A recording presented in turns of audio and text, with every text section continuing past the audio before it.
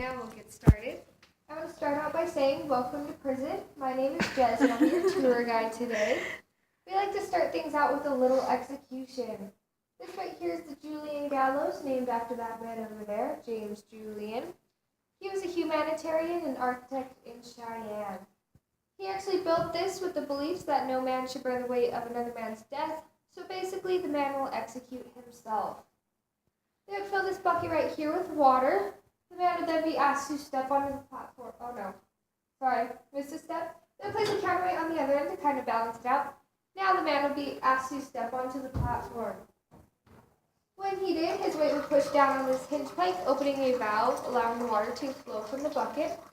How this works is the bucket will become lighter and lighter, and the counterweight will eventually outweigh the bucket. It will fall, pulling the hinge plank with it, allowing the trap doors to open and the man to fall to his death. He would stand up here for about 1 to 2 minutes, so in the meantime, he would listen to his life literally drain away.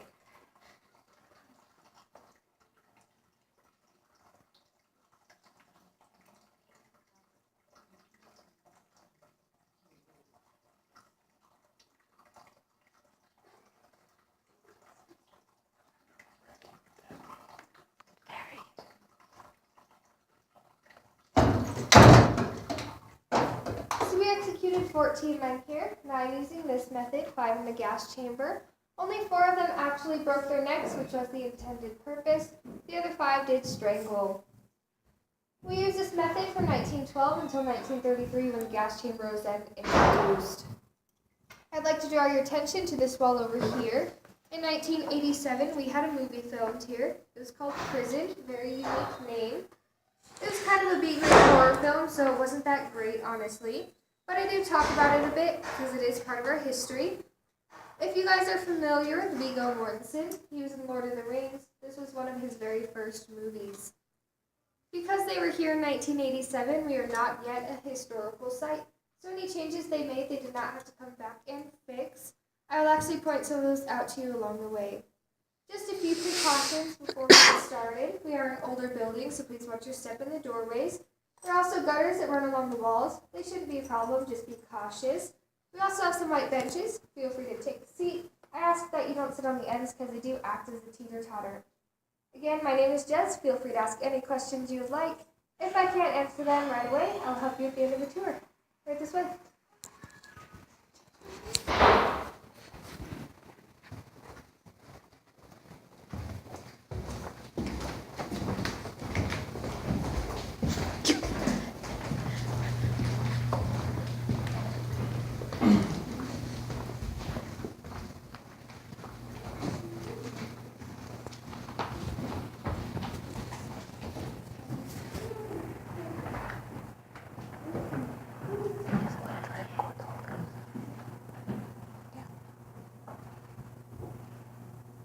Is this everybody? Alright, so we started constructing this building in 1888 and eventually opened in 1901 due to weather conditions. We did close in 1981. During those 80 years of operation, we housed approximately 13,500 inmates, 11 of which were women who were housed right up these stairs. They were here until 1909 when they were then shipped off to Canyon City, Colorado and York, Nebraska, due to it being a bit expensive and a hassle to keep them separate from the men any longer. Also up these stairs is our chapel. Every Sunday the men would be given 2 choices. They could either go upstairs and attend the church service, or they could spend their day in the dungeon.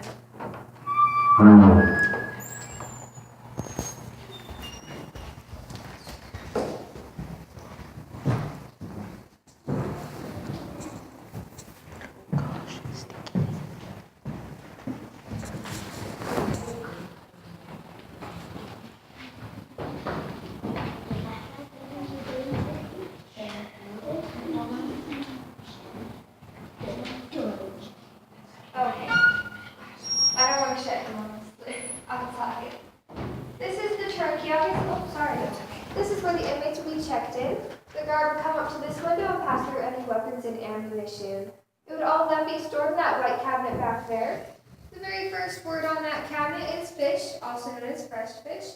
These were inmates that hadn't served time before, so we did treat them a bit differently.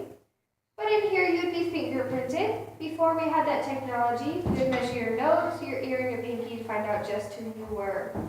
That did not work out so well for that man back there. His name is Stanley Hudson. Don't be fooled by the 4 different pictures. He's actually the same man. But each time he came here, either his nose, his ear, or his pinky was a different size. So he did register under multiple names to avoid multiple felonies. But now this is basically our inmate hall of fame. On this wall are all 11 women who are housed here. My favorite of which is Annie Bruce. At the young age of 17, she had the overwhelming urge to kill somebody. So she baked a plum pie, put some rat poison in it, and fed it to her father. She was sentenced 4 years for manslaughter. She spent one of them here and the other 3 in Canyon City, Colorado. Another one of my favorites, his name is Henry Edmondson. He was known to be the meanest man here. He was actually in here for shooting his daughter's boyfriend. But besides that, you guys probably know you're supposed to be clean-shaven in prison. He didn't like that idea very much. When the barber tried to cut his hair, he said if he did, that'd be the last time he cut another man's hair. We did a cell search and found a 10-inch blade and a club in his cell, and he left us looking like this. He was actually pardoned under the circumstance that he never returned to Wyoming again. So basically, he was the only guy pardoned on bad behavior. Holy crap. I'll try not to squish anyone with the doors. No promises, but I'll try. Right here? Okay. I went through first the last time.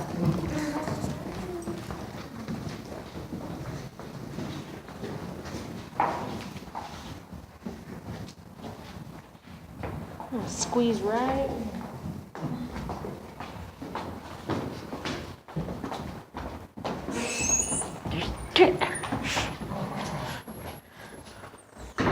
This is the changing room. This is where you'd be given your uniform. The standard uniform is gray and white striped. Unless you were on good behavior for a certain amount of time, you would then be given a solid gray uniform and considered a trustee inmate. And these inmates were given more privileges. This pole right here isn't just for structure. This is known as a punishment pole. The inmates would be handcuffed to it like so and beaten with rubber hoses. Meanwhile, the guards would open this window for all of A Block to hear. And this is kind of a warning so the others would not want to get into trouble. We actually did this legally up until 1930. We then switched to a new form of punishment called the old hole, which is basically solitary confinement. And we'll see that at the very end.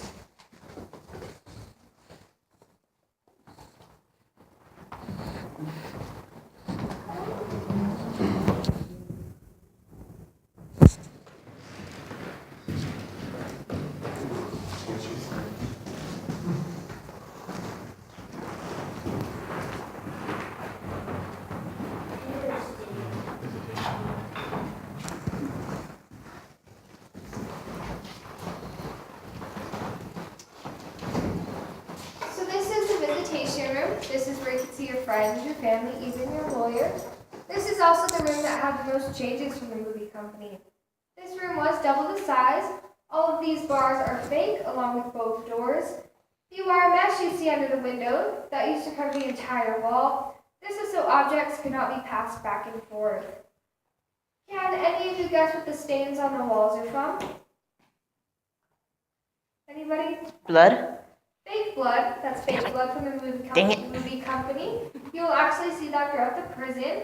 Like I said, it wasn't a very great movie, but it is part of our history. Excuse me. Sorry.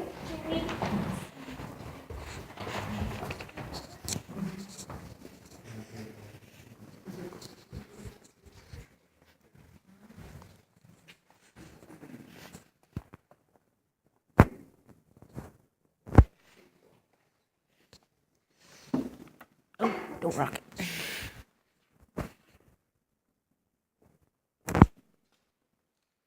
Yes, there is A block. This is our original cell block. We have 104 original cells here, each 5 by 7.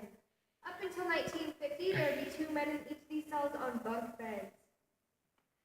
This lock right here is known as the skeleton key lock. As you can probably tell, it was easily picked and hard to manage. So in 1904, we adopted this. This is a Johnson bar. There is along the top of all of these cells in this tier. When it's up, all of these cells are locked. When I pull it down, all of these cells are now unlocked. Feel free to shut yourselves in there, take pictures. If you'd like me to take your picture, just ask. Can we turn on the light? Oh God! Light or turn? Dang it! No. Oh Lord. Oh. 2 people in this? And